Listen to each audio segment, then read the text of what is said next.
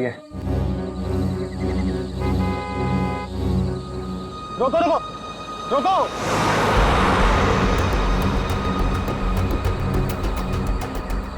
रोको रोको। माल है, कोई गाड़ी नहीं रुक रही।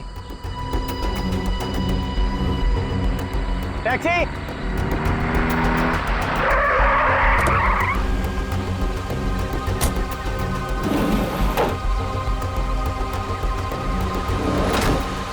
तुम इसी के ऊपर चलोगे? अरे अजीब आदमी है, कुछ तो बोलो। ओ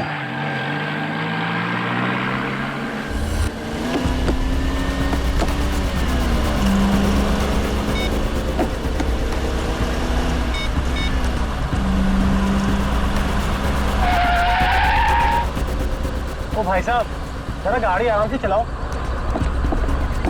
मैं आपसे बात कर रहा हूँ। अरे ये कौन से रास्ते से ले जा रहे हो मुझे? एयरपोर्ट तो दूसरी तरफ है ना। रोको रोको गाड़ी, अभी के अभी गाड़ी रोको। लगता है तुम ऐसे नहीं मानोगे, अभी पुलिस को फोन करता हूँ।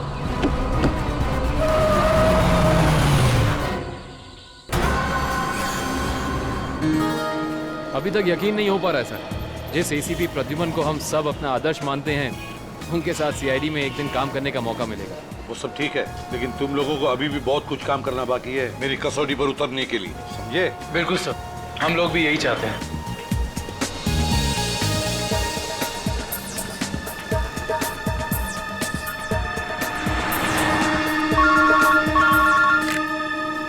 हेलो, एसीपी प्रद्युमन यहाँ।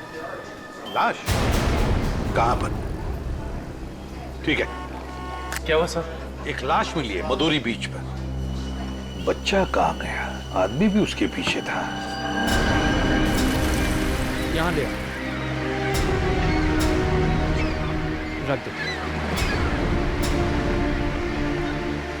सर कटी लाश, बॉडी जिस तरह से सड़ी है, लगता है मौत 2-3 दिन पहले हुई है। जी सर, खूनी ने खून करके लाश को समंदर में फेंक दिया होगा और फिर इन लहरों के जरिए बहकर लाश। कपड़ों से तो लगता है किसी अच्छे घर का आदमी है। निखिल, जरा मिसिंग पर्सन ब्यूरो में फोन करो और पता लगाओ 2-3 दिन में कितने लोग गायब हुए हैं। हाँ, कौन लोग हैं, कहां से गायब हुए हैं, ठीक है? इस शरीर पर जो घाव दिख रहे हैं, ये सारे घाव लगता है वहां पर जो सारे पत्थर है ना, उनकी वजह से हुए हैं।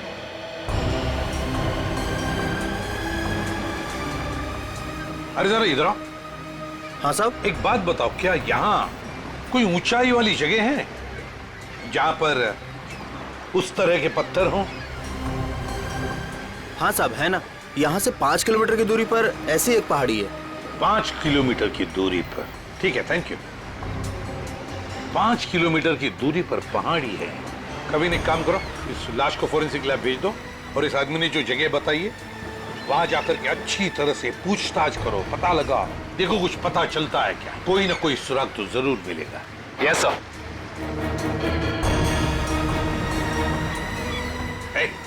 तुम। मैं साहब? हाँ तुम, इधर आओ। आज दोपहर को तुम ही थे ना सिप एंड डाइन होटल के बाहर? नहीं तो साहब। नहीं क्या? एक स्कूल जाने वाले बच्चे के पीछे लगे थे तुम?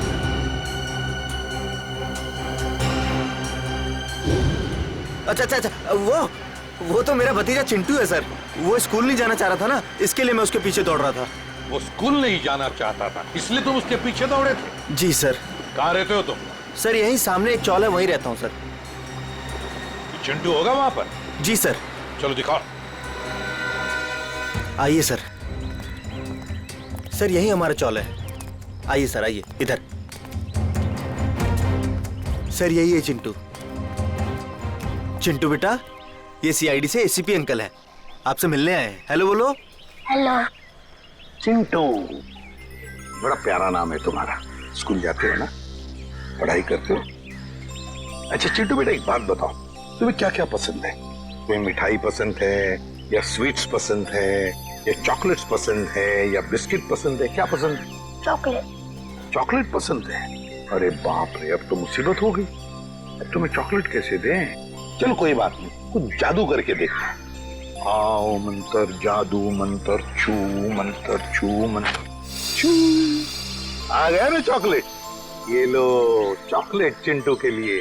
अच्छा चिंटू, और एक बात बताओ, आज सुबह, मेरा मतलब 1-2 घंटे पहले जब तुम स्कूल जा रहे थे तो तुम MI रोड पर भागे जा रहे थे, है ना? क्यों भाग रहे थे? वो सर मैं बता रहा था ना, इसे स्कूल नहीं जाना था। आप जरा चुप रहिए, ये मुझे चिंटू बताएगा, है ना चिंटू?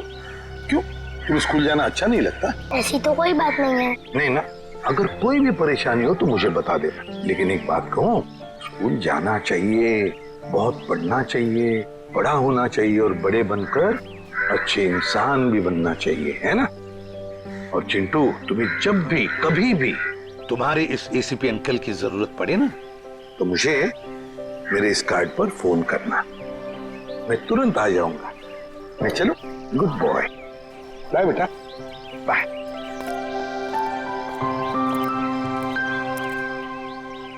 बाय चिंटू।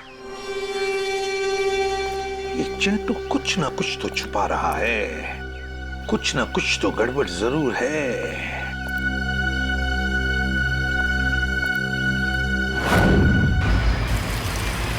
श्रेया गाड़ी रोको, 1 सेकंड रुको।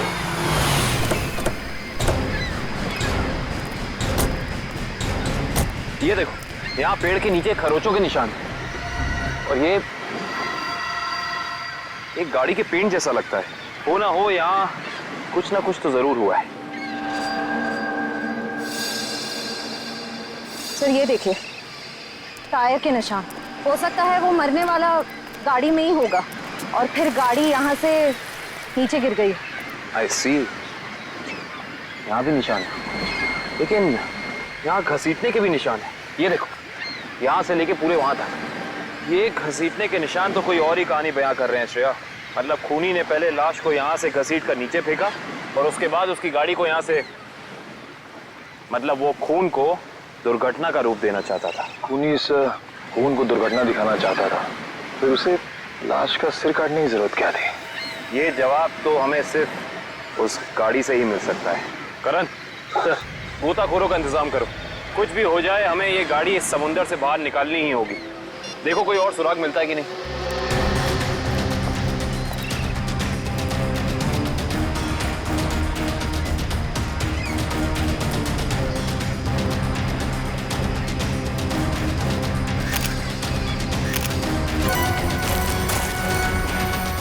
सर, आने के सर, वहाँ उस झाड़ी में ये जूता मिला सर। जूता? यहाँ पे? ये जूता बहुत महंगा लगता है। सर हो सकता है मरने वाले का हो। सही कह रही हो श्रेया। मतलब जब खूनी लाश को घसीट के नीचे फेंक रहा था, तब यहाँ पेड़ों से अटक के ये जूता यहीं रह गया। सर, खूनी ने एक पूरी की पूरी लाश यहाँ नीचे फेंक दी, उसके बाद एक पूरी की पूरी गाड़ी को भी यहाँ से धकेल दिया। वैसा तो हो नहीं सकता कि किसी ने देखा या सुना ना हो। सही कह रहे हो, पर यहाँ सुना हो। वो देखो चाय वाला, हो सकता है उसने कुछ सुना या देखा। चेक करते हैं।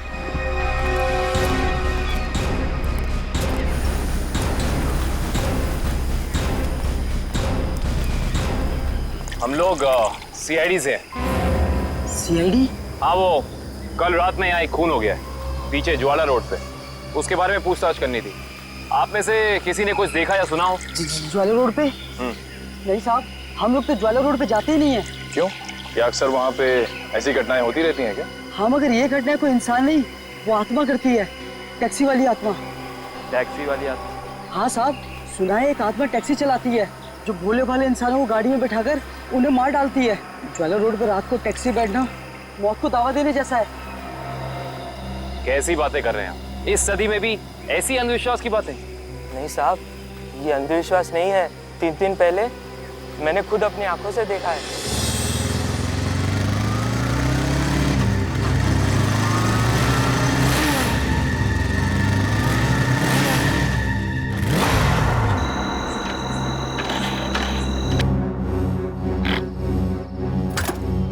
अभी तो पेट्रोल भरवाया था, ये क्या हो गया?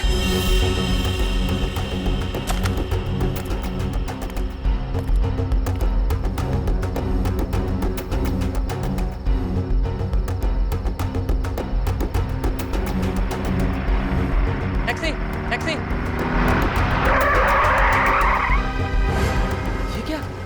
ड्राइवर की टैक्सी, ये कैसे हो सकता है? देखिए भाई साहब, ये आपका कोई वहम होगा। वहम नहीं है साहब, वो वही आत्मा वाली टैक्सी थी। वो तो अच्छा हो गया मैं उसमें बैठा नहीं, वरना आज आप लोग मेरे खूनी की तलाश कर रहे होते। खूनी आत्मा है या फिर कोई इंसान, ये तो उस लाश के जख्मों से ही पता चलेगा। तो मतलब आप लोगों को पता ही नहीं लगता है कि किसकी लाश है?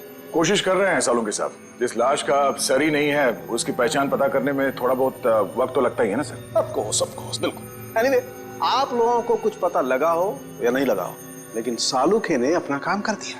अच्छा, क्या पता लगाया सर आपने? ये देखो, ये फोटोग्राफ्स देख रहे हैं आप लोग? ये उन घावों के फोटोग्राफ्स हैं जो इस आदमी के शरीर पर मिले थे, और ये सारे घाव इस आदमी के मरने के बाद इसके शरीर पर आए। इसका मतलब इस इंसान की मौत इन जख्मों से नहीं हुई है? नहीं केविन, इस आदमी की मौत तभी हो गई थी जब इसकी गर्दन इसके धड़ से अलग की गई थी। और खूनी ने जब इसे पहाड़ के ऊपर से नीचे समंदर में फेंका तब ये निशान आए होंगे। बिल्कुल तय। शायद किसी तलवार या बड़े चाकू का इस्तेमाल किया है खूनी ने इस जुर्म को अंजाम देने के लिए। निर्दोषक, अगर किसी तलवार या किसी चाकू का इस्तेमाल किया होता तो मुझे इसकी गर्दन के नीचे यहाँ पर तलवार या चाकू का निशान मिलता। सालुंके साहब, अगर चाकू से नहीं काटा तो फिर इसकी गर्दन अलग कैसे की? भाई, कोई बहुत ही ताकतवर इंसान है ये खूनी। उस खूनी ने एक ही झटके में इस बेचारी की गर्दन इसके धड़ से उखाड़ कर अलग कर दी। अरे बाप रे, मुझे तो लगता है ये काम उसी टैक्सी वाली आत्मा का होगा। अरे यार, ये इसका मतलब मुजरिम ने खून करने का ये तरीका इसलिए चुना ताकि ये आदमी भी मर जाए और हम इसकी पहचान भी ना कर सकें। गलतफहमी है खूनी को, चाहे खूनी खुद को कितना ही होशियार क्यों ना समझ रहा हो। सीआईडी किसी न किसी तरीके से रास्ता निकाल ही लेती है। बिल्कुल दया, और हमें एक रास्ता मिल भी गया है जो हमें इस आदमी की पहचान भी बताएगा और उस खूनी तक भी पहुंचाएगा। कैसा रास्ता साहब? एक मिनट,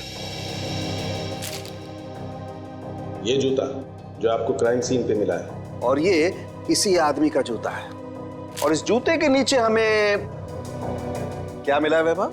इस जूते के नीचे हमें स्याही मिली है जिसका इस्तेमाल प्रिंटिंग प्रेस में किया जाता है, जैसे मैगजीन या न्यूज़पेपर की। प्रिंटिंग प्रेस की स्याही? क्राइम सीन के पास एक प्रिंटिंग प्रेस है तो सही, शायद वहां से हमें कुछ पता चल जाए। Let's go. दया। हाँ सर। 1 मिनट, तुमसे बात करनी है।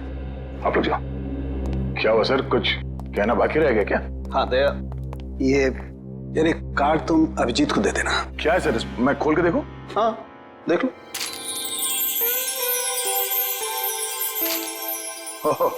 सॉरी का कार्ड?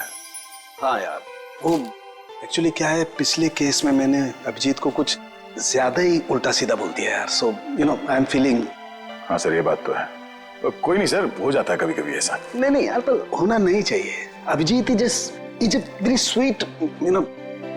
तुम यार दे देना, एक कार्ड दे देना। सर ये काम आप खुद क्यों नहीं कर लेते? अरे नहीं यार दया, मैं उसके सामने ये सब बोल नहीं पाऊंगा यार।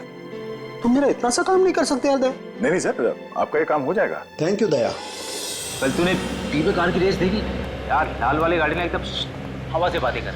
मुझे काली गाड़ी का ड्राइवर ना बहुत ज्यादा अच्छा लगा। बस 15 सेकंड पहले उसकी गाड़ी बिगड़ दी ने ना, रेस तो वही जीतता। क्या बात है, लगता है आप लोगों को कार रेसिंग देखने का बहुत शौक है। थोड़ा बहुत है, लेकिन आप लोग कौन है? सीआईडी। सीआईडी? बोलिए सर, हम आपकी क्या मदद कर सकते हैं? आप लोग कोई ब्रोशर वगैरह छपवाना चाहते हैं क्या? जी नहीं, ऐसी कोई बात नहीं। हम लोग एक खून के सिलसिले में यहाँ पे आए हैं। खून?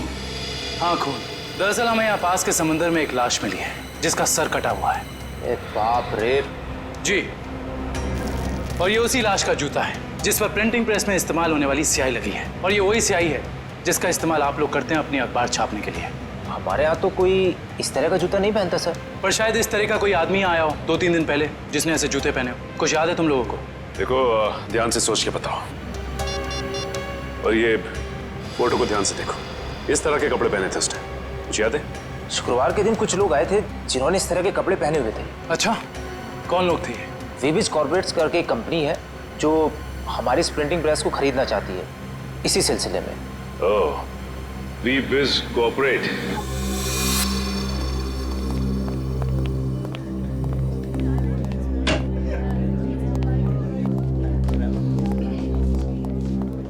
ये कहिए। हम लोग सीआईडी से। सीआईडी हमारे ऑफिस में? जी, शायद आपके ऑफिस में से किसी का खून हुआ है, उसी की तहकीकात हमें यहाँ ले आई। किसका खून हुआ सर? यही तो पता करना है। क्यों, आप लोगों को नहीं मालूम है किसका खून हुआ? जी नहीं, क्योंकि उस लाश का सर गायब था। लाश का सर गायब था? ये इतनी बेरहमी से कत्ल? जी हाँ, और हमें शक है कि जिस आदमी का खून हुआ है वो इसी ऑफिस में काम करता था। करण सर, ये है उस आदमी का जूता, पहचानते हैं आप लोग? ये तो अविनाश जी का जूता है, पिछले हफ्ते ही बनवाया था उन्होंने। और इस तरह के कस्टमाइज्ड डिजाइनर जूते तो वही पहनते हैं। खून हो गया उनका? मुझे तो यकीन ही नहीं हो रहा है। लगता तो ऐसे ही है। अच्छा ये बताइए कि क्या शुक्रवार की रात अविनाश बिंजलपुर की प्रिंटिंग प्रेस में गया था? हाँ, हम सब लोग साथ में गए थे, लेकिन 10 बजे वहां से निकल गए थे।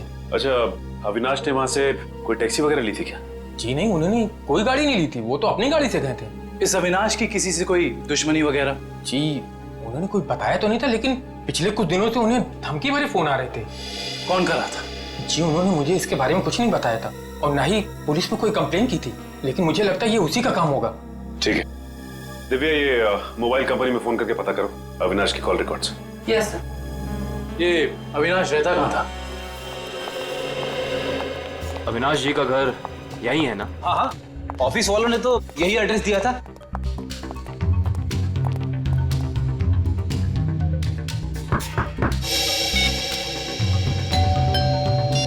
घर में कोई नहीं है क्या? लगता तो ऐसा ही है। अविनाश की पत्नी नेहा का भी फोन नहीं लग रहा।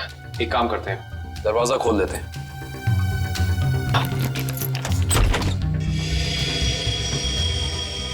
वाकई घर में कोई नहीं है। कहीं ऐसा तो नहीं कि किसी ने नेहा जी को भी? चोर चोर कोई है, पुलिस को फोन करो। रिलैक्स मैडम, हम लोग सीआईडी से। सीआईडी से है तो क्या हुआ? आपको कोई हक नहीं है इस तरह से किसी के घर में घुसने का। माफ कीजिए, आप नेहा जी है ना, अविनाश की पत्नी? हाँ। देखिए, हम लोगों ने काफी कोशिश की आपको फोन करने की, लेकिन आपका फोन लग ही नहीं रहा था। बहुत बार फोन करने की कोशिश की? जी हाँ, और बाहर इतनी घंटी बजाने के बावजूद जब आपने घर का दरवाजा नहीं खोला तो हमें मजबूरन आपके घर में दाखिल होना पड़ा। हाँ, वो मेरे फोन की बैटरी खत्म हो गई थी और मैं अभी अभी तीर्थ यात्रा से वापस आई हूँ। आखिर बात क्या है? अच्छा ये बताइए कि अविनाश से आपकी आखिरी बार कब बात हुई थी? हो गए 2-3 दिन। वहाँ पे फोन का नेटवर्क नहीं आ रहा था, इसीलिए बात नहीं हो पाई। आप लोगों को अविनाश से मिलना है ना, तो शाम को आइए ना, वो इस वक्त ऑफिस में होंगे। नेहा जी, एक बुरी खबर है, आपके पति अविनाश जी अब इस दुनिया में नहीं रहे। क्या? अविनाश, ये सब क्या हो गया? नेहा जी प्लीज संभालिए अपने आप को, प्लीज संभालिए।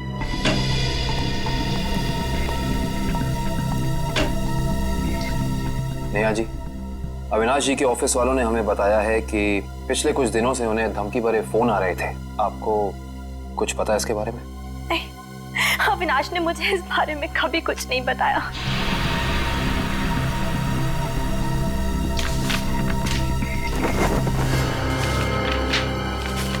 सर, डस्टबिन में से ये कागज मिला है, इस पे कुछ लेटर्स चिपकाए गए हैं। ऐसा लग रहा है जैसे किसी मैगजीन वगैरह से काट के चिपकाए गए हैं।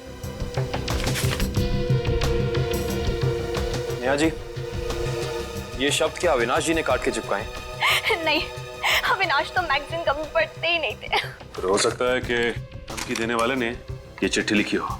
हाँ सचिन, और अपनी लिखावट छिपाने के लिए उसने शब्द चिपकाकर ये चिट्ठी कंप्लीट की है। और लिखा क्या है? अगर मेरी बात नहीं मानी तो अपनी जान से हाथ धो बैठोगे। एक मिनट, बड़ी सफाई से चिपकाए।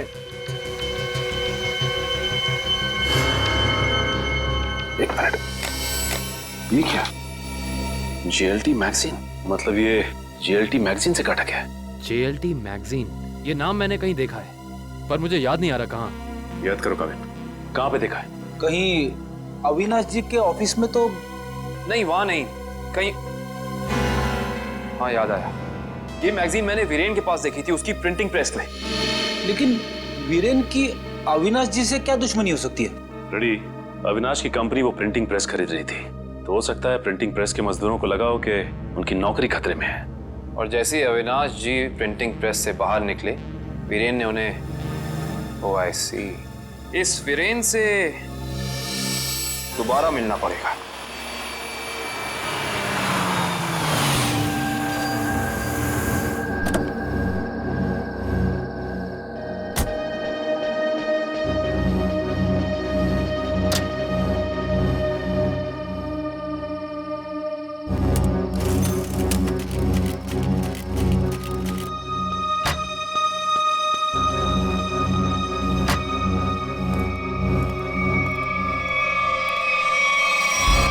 अरे क्या बदतमीजी है, चेहरे पे लाइट क्यों मार रहा है?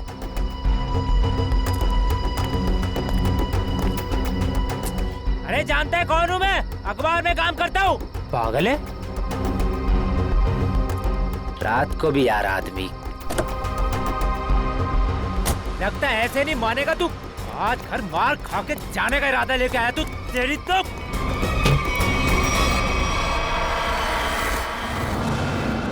कहाँ भाग गया?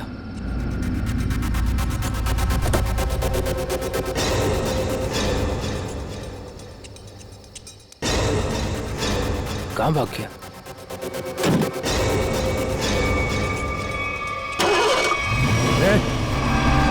टैक्सी में तो कोई नहीं है, लेकिन अपने आप स्टार्ट कैसे हो गई? मेरे ऊपर क्यों चला रहा है? बचाओ, देख के चला यार। रोकना, मेरे ऊपर तू रोक लो।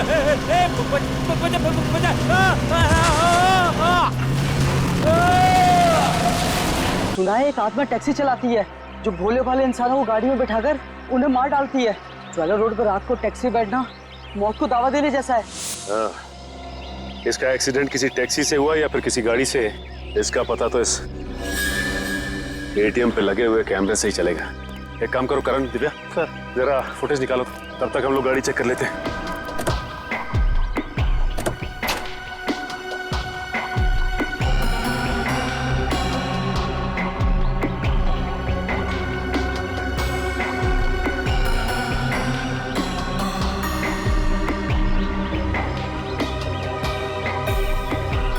ये क्या है?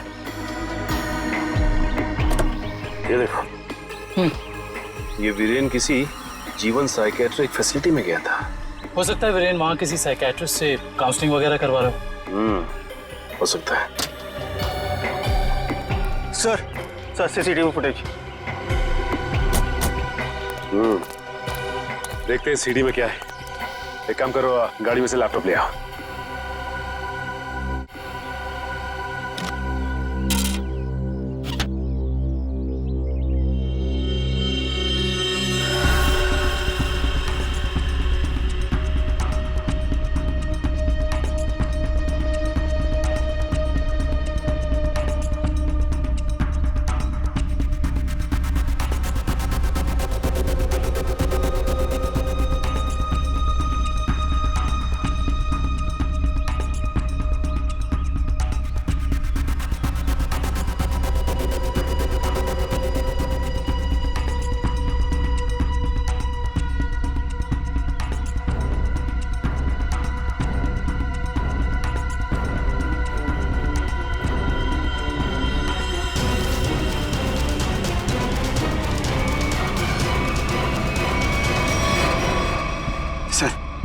देख लिया आप लोगों ने? मैं कहता था ना, आत्मा वाली टैक्सी। जरा ड्राइवर सीट पे जूम इन करो।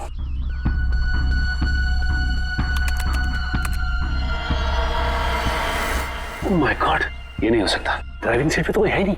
सर अब तो आप लोगों को सबूत मिल गया है कि आत्माएं होती है। पंकज, ना तो आत्माएं होती हैं और ना ही कोई दूसरी दुनिया। ये कुछ और ही है, कुछ और ही।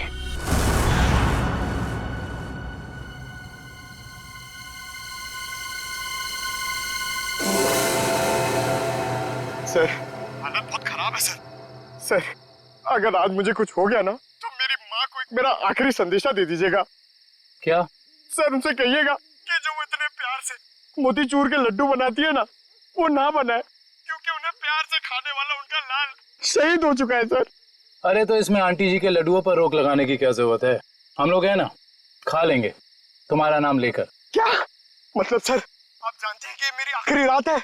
अरे पंकज, ऐसा कुछ नहीं होने वाला। सिर्फ एक बार ये केस सॉल्व हो जाए तो हम सब आएंगे तुम्हारे साथ, तुम्हारे घर, और तुम्हारी मम्मी के हाथ से बने लड्डू हम सब मिलकर खाएंगे। ठीक है ना? ठीक है सर।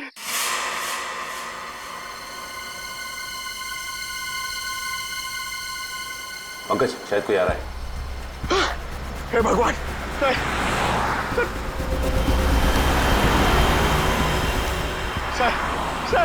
टैक्सी नहीं थी सर। लगता है आज वो टैक्सी छुट्टी पर है। आएगी पंकज, आएगी। सब्र कर, सब्र का फल मीठा होता है। फल इतना भी नहीं मीठा होना चाहिए कि जान ले ले सर। पंकज, लगता है टैक्सी आ गई। टैक्सी! रुक जा, रुक जा, रुक जा।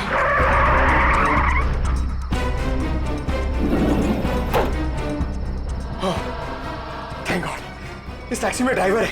चलो भैया।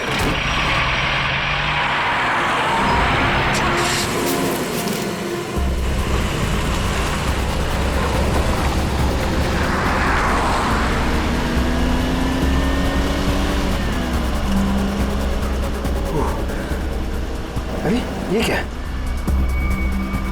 अरे भाई साहब ये ड्राइवर! सर इस गाड़ी में ड्राइवर नहीं है। सर इस गाड़ी में ड्राइवर नहीं है।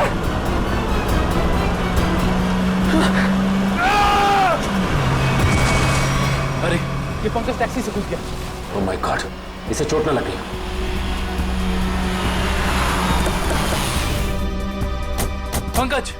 पंकज उठो। तुम ठीक हो ना? Pankaj, you okay? Sir sorry, मैं अपनी जान बचाने के लिए उस टैक्सी से कूद गया सर। मैं ज्यादा देर नहीं बैठ पाया। मगर ऐसा क्या हुआ उस टैक्सी में? सर उस टैक्सी का ड्राइवर हवा में गायब हो गया सर। उस टैक्सी में कोई ड्राइवर ही नहीं है। अरे पंकज, ऐसा कैसे हो सकता है? ये तुम्हारा वहम तो नहीं है? ये मेरा वहम नहीं है सर।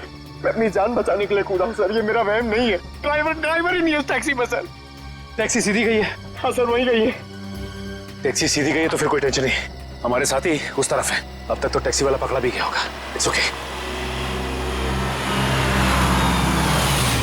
रेडियो श्रेयत, मैंने तुम्हें कहा था कि निकल्स पॉइंट पे रुको। तुम लोग यहाँ चले आए? ये वहाँ कोई टैक्सी आई क्या? नहीं तो वहाँ पे तो कोई टैक्सी नहीं आई।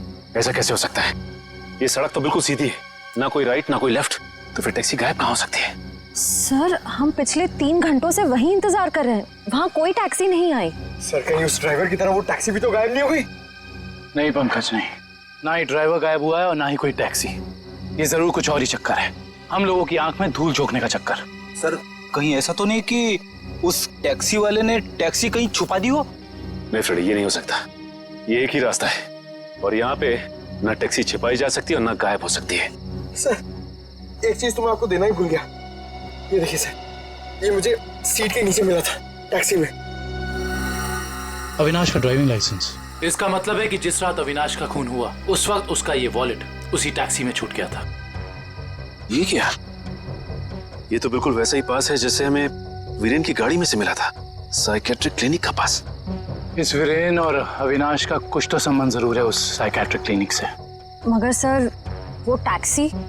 शायद टैक्सी ऐसे अचानक गायब नहीं हो सकती।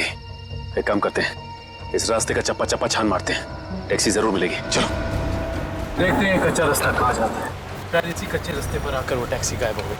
हाँ दुष्यंत, वैसे भी रास्ता काफी सुनसान है। अरे ये क्या?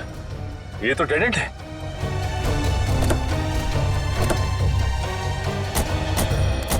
अगर टैक्सी यहाँ से गई भी होगी तो यहाँ से आगे नहीं जा सकती। लगता तो यही है, यहाँ तो आगे बस ये दीवार है।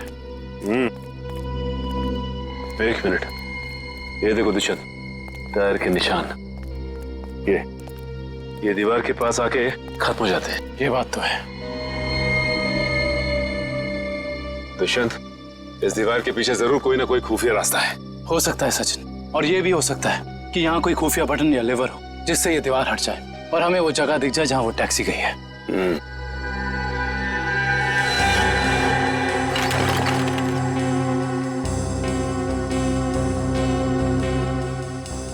यहाँ तो कोई भी ऐसी जगह नहीं है जहाँ पे लिवर या फिर कोई बटन लगा हो। तो फिर तोड़ देते हैं दीवार को।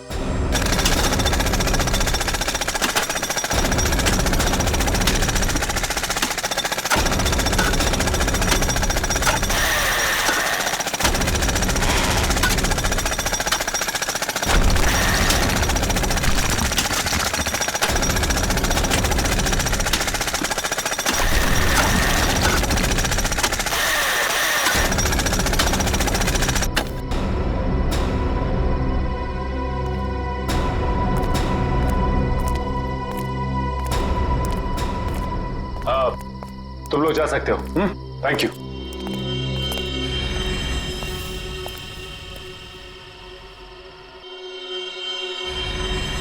ओह माय गॉड, तो ये वो जगह है।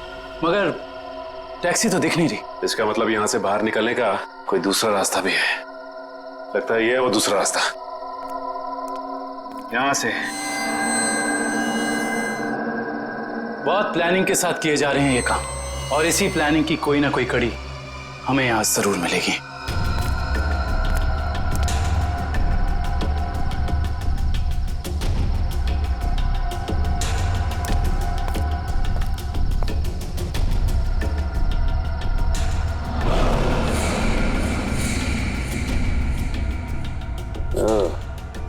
तो ये है रोबोट, ये देखो। ये देखा दुष्यंत, ये है वो रोबोट। लगता है उस आत्मा वाली टैक्सी का ड्राइवर यही है, रिमोट से चलने वाला। हाँ सचिन, और इसी रोबोट के बाजू का इस्तेमाल किया गया होगा अविनाश के सर को उसके शरीर से अलग करने में। एक मिनट, हाँ इसके हाथ पे यहाँ पे खून भी लगा हुआ है। अब इससे पहले कि ये खूनी अपना अगला मर्डर प्लान करे, पकड़ना होगा उसे। दोनों की मौत हो गई है। इन दोनों की मौत हो गई? जी हाँ, इन दोनों को किसी ने मार डाला है। डॉक्टर साहब आप ये बताएंगे कि ये दोनों आपकी क्लिनिक में कुछ दिन पहले आए थे क्या? हाँ, हमारी क्लिनिक में एक मरीज है रीचा, उसी से मिलने आए थे। दोनों अकेले आए थे या साथ साथ? साथ आए थे। कह रहे थे कि दोनों दोस्त हैं और रीचा से उनकी पुरानी दोस्ती है। ओह, दोनों दोस्त थे। तो फिर वीरेन ने अविनाश का जूता कैसे नहीं पहचाना? इसका मतलब ये वीरेन हमसे कुछ छुपा रहा था। अच्छा, ये रीचा से मिल सकते हैं हम? हाँ, आप जरूर मिल सकते हैं, लेकिन एक बात है, बहुत मुश्किल से रीचा की हालत में सुधार आया है, तो आप उससे कोई ऐसा सवाल ना पूछिएगा जिससे वो परेशान हो जाए। आप चिंता ना कीजिए, हम समझ सकते हैं। करण, इशिता, तुम दोनों यही रुको, हम रीचा से मिलकर आते हैं। आइए।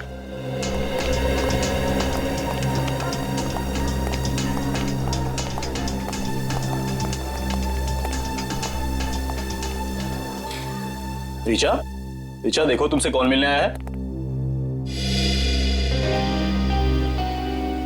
हेलो रीचा, मेरा नाम काविन है, ये सचिन है और ये फ्रेडी। हम तीनों सीआईडी के लिए काम करते हैं। सीआईडी? जी हाँ रीचा जी, इन फोटोज को ध्यान से देखिए। इन्हें पहचानती हैं? ये आपके दोस्त अश्विन और ये वीरेन।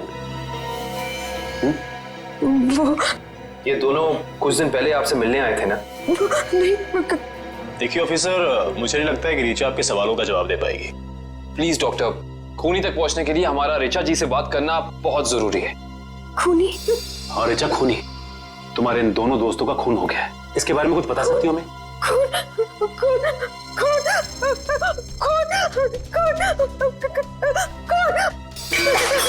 ये क्या बकवास है? वो लड़की इस कमरे की चार दीवारी से बाहर नहीं निकलती, आप उसे खून के बारे में सवाल कर रहे हैं? Richa, come down. Nurse, P7129 injection जल्दी लो, जल्दी लो इंजेक्शन। Richa, come down.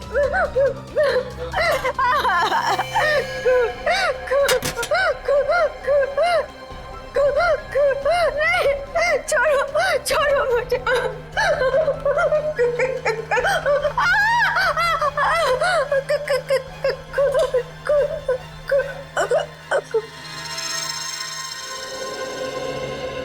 माफ कीजिएगा डॉक्टर साहब, हमारा ऐसा कोई इरादा नहीं था।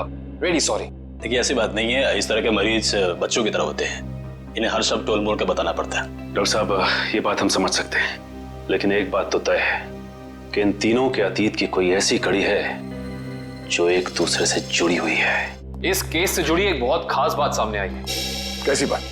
यही कि अविनाश, नेहा और ऋचा एक ही कॉलेज में पढ़ते थे और वीरेन भी पास वाले कॉलेज में ही पढ़ता था।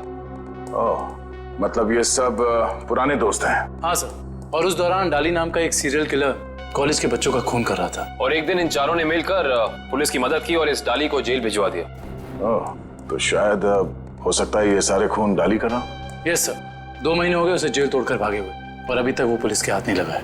ये अविनाश और वीरेन तो मारे गए हैं, वो अगला शिकार या तो रीचा है या फिर नेहा। श्रेया, इस रीचा के क्लिनिक में फोन करो, उसे चौकन्ना रहने के लिए कहो, जल्दी। दुष्यंत, नेहा को फोन लगाओ, जल्दी।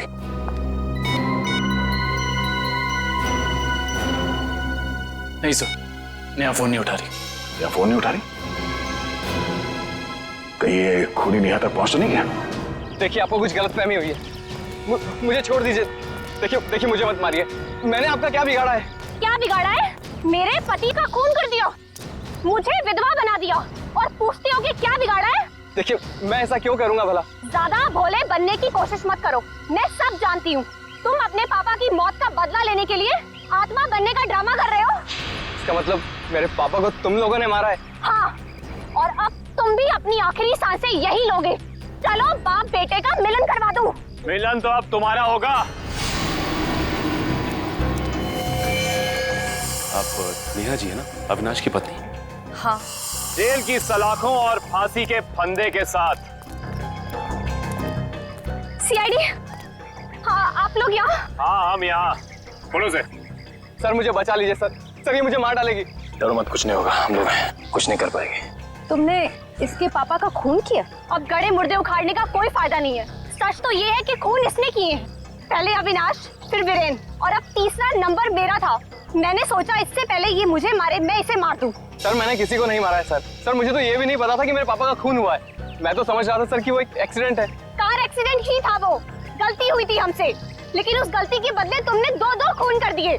मैंने किसी को नहीं मारा है। ये सही कह रहा है। अविनाश और वीरेन का खून एक सीरियल किलर डाली ने किया है, जो तुम लोगों से बदला लेना चाहता है। डाली? हाँ डाली। कॉलेज के वक्त तुमने उसे जेल भेजा था ना? इसका मतलब डाली ये सारा खेल रच रहा था। ये सब आत्मा बनने का ड्रामा।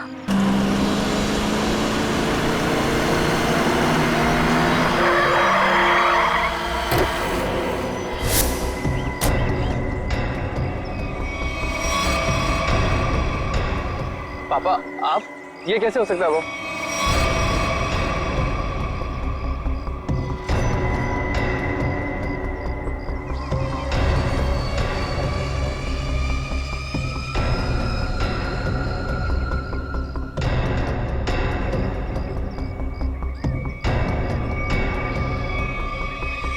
बस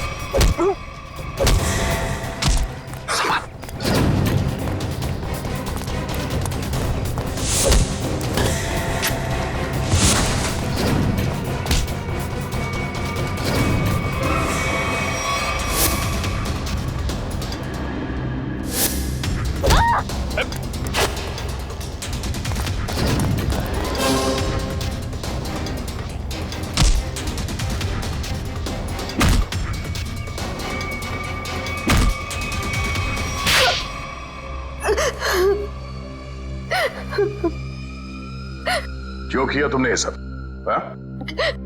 सर 4 साल पहले हमारी ग्रेजुएशन पार्टी की रात अविनाश ने बहुत शराब पी रखी थी। मेरे लाख मना करने के बाद भी वो नहीं माना, लेकिन फिर भी उसने जिद की कि वो ड्राइवर सीट पर बैठेगा, और वो बैठ गया। उसके बाद जो हुआ, उस हादसे ने मेरी जिंदगी को झंझोड़ कर रख दिया।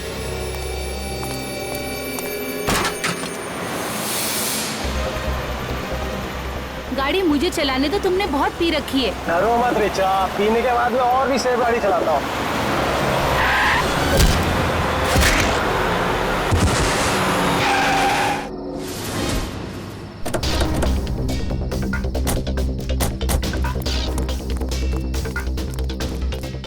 Oh my God, ये क्या किया तुमने? ये कैसे हुआ? ये तो मर गया।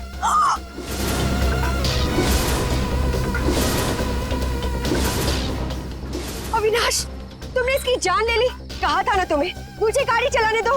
रिचा प्लीज, मैंने इसे जानबूझ के नहीं मारा है। प्लीज अपनी गलती पर पर्दा डालने की कोशिश मत करो। हमें पुलिस को बुलाना होगा। तुम्हारा दिमाग खराब हो गया? अगर पुलिस आई तो हम सबके सब अंदर जाएंगे। सब क्यों जाएंगे? सिर्फ अविनाश जाएगा। क्या तुम अपने दोस्त को जेल भिजवाओगी? दोस्ती अपनी जगह और कानून अपनी जगह। कोई पुलिस नहीं बुलाएगा। तुम्हारी बेवकूफी की वजह से सबकी जिंदगी खराब हो सकती है। अगर हम पुलिस को नहीं भी बुलाएंगे तभी पुलिस को पता चल जाएगा। किसी को कुछ पता नहीं चलेगा। अब एक काम करते हैं, इसकी लाश को टैक्सी में डालते हैं और टैक्सी को खाई में धक्का दे देते हैं। ये राज हमेशा हमेशा के लिए यहीं दफन हो जाएगा। क्या? एक टैक्सी वाले का खून कर दिया तुम लोगों ने? हाँ सर, मेरे लाख समझाने के बाद भी उन तीनों ने अपने आप को कानून के हवाले नहीं किया। उन्हें डर था कि उनका सुनहरा भविष्य शुरू होने से पहले ही खत्म हो जाएगा। और तुम इस हादसे से उभर नहीं पाई, तुम्हें साइकेट्रिस्ट फैसिलिटी ज्वाइन करनी पड़ी। हाँ, क्योंकि मेरा दिल उन तीनों की तरह पत्थर का नहीं। आज भी उस टैक्सी ड्राइवर की मौत का बोझ मेरे ज़मीर को कचोटता रहता है। अगर इतनी तकलीफ हो रही थी तुम्हें, तो तुम सीआईडी के पास क्यों नहीं आई मदद के लिए?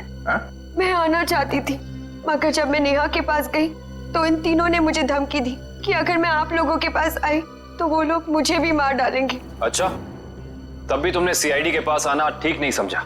मेरे डैड एक वर्ल्ड क्लास रिसर्चर थे। उन्होंने एक नई तकनीक का आविष्कार किया था जिससे गाड़ियां रिमोट कंट्रोल की मदद से चलाई जा सकती है। अच्छा, इसलिए बदला लेने के लिए तुमने एक ऐसी टैक्सी का इस्तेमाल किया जो रिमोट से चलती है, जिसमें एक रोबोट बैठा था, हाँ? हाँ, जैसे मेरी जिंदगी भी एक टैक्सी की वजह से बर्बाद हो गई, उन तीनों का भी अंत उस टैक्सी की वजह से ही हो।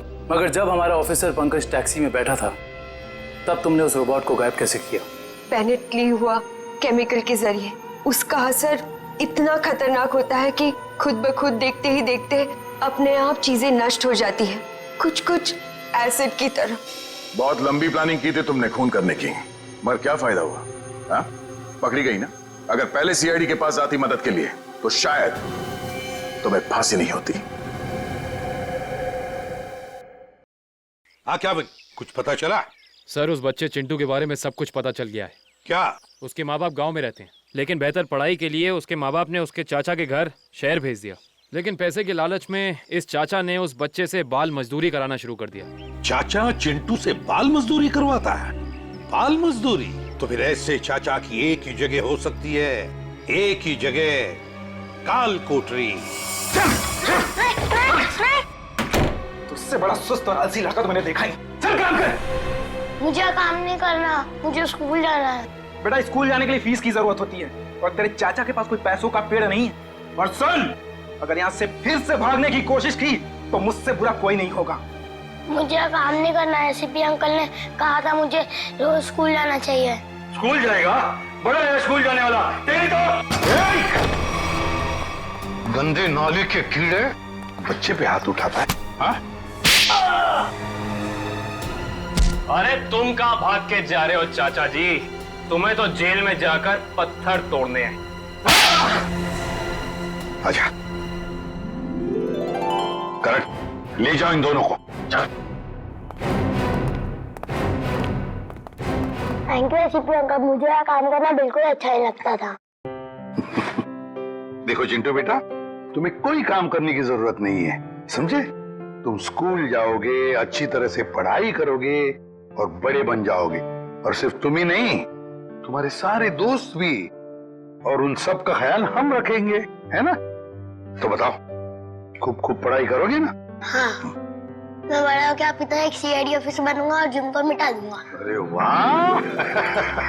चलो, इस बात पर हम तुम्हें चॉकलेट खिलाएंगे और चाहिए तो आइसक्रीम भी खिलाएंगे, और जो कुछ मांगोगे वो सब देंगे, तुम्हें भी और तुम्हारे इन दोस्तों को भी। चलो बच्चों, चलो इन्हें ले चलो।